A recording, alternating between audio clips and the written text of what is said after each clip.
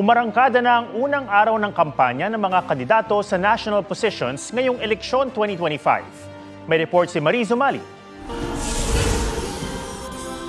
Sa balwarte ni Pangulong Bongbong Marcos sa Ilocos Norte, nagsimula ang kampanya ng Alyansa para sa Bagong Pilipinas.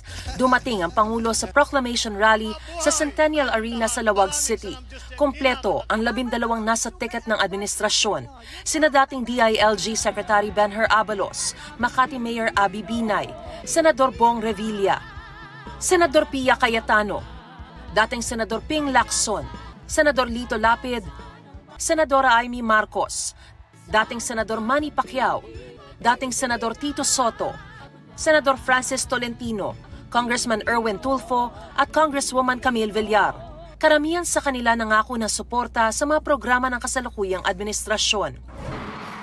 Sa Dasmariñas Arena sa vote-rich province na Cavite, idinaos ang People's Campaign Kickoff Rally ni na dating Senador Bam Aquino at dating Senador Kiko Pangilinan. Inendorso sila ni dating Vice President Leni Robredo.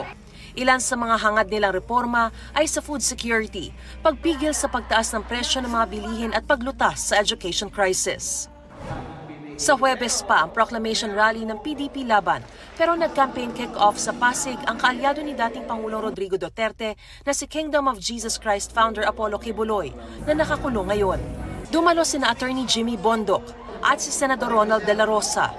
Inimbitahan sina dating Secretary Allen Capuyan, Attorney J.V. Hinlo at Attorney Raul Lambino. Mga senatorial candidate na sinusuportahan daw ng KOJC. Ikinakampanya rin sa proclamation rally si Senador Bongo na nangampanya sa Davao City. Kabilang sa binigyan diin nila ang pagpuksa sa kriminalidad. Walang aktibidad ngayong araw ang mga kaalyado nilang sina Attorney Vic Rodriguez, Philip Salvador at Congressman Rodante Marcoleta. Siyam naman sa 11 kandidato ng makabayan ang nangampanya sa kartilya ng Katipunan sa Maynila. Sina Jerome Adonis, Jocelyn Andamo, Ronel Arambulo, Representative Arlene Brosas, Teddy Casino, Representative Franz Castro, Mimi Doringo, Modi Floranda, at Danilo Ramos. Nasa Mindanao naman sina Amira Lidasan at Liza Masa. Grassroots campaigning daw o pagbabahay-bahay sa mga komunidad ang kanilang gagawin dahil kulang daw sila sa pondo.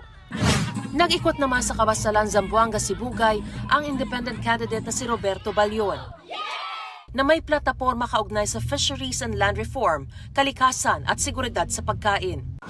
Guest speaker naman sa General Assembly ng Federation of Filipino-Chinese Chambers of Commerce and Industry Incorporated, si dating Senador Gringo Onasan. Nangampanya naman sa Plaza Miranda sa Quiapo, Maynila, sina Attorney Sani Matula at Subair Mustafa na isinusulong ang karapatan ng mga manggagawa, magsasaka at pagbibigay ng disenteng sahod. Sa Barangay Sauyo, Quezon City, inumpisahan ni independent candidate Ben Tulfo ang kanyang kampanya kontra sa iba't ibang uri ng pang-aabuso. Sinusundan din natin ang aktibidad ng iba pang tatakbong senador para sa eleksyon 2025. Mariz Umali nagbabalita para sa GMA Integrated News. Huwag magpahuli sa mga balitang dapat niyong malaman. Mag-subscribe na sa GMA Integrated News sa YouTube.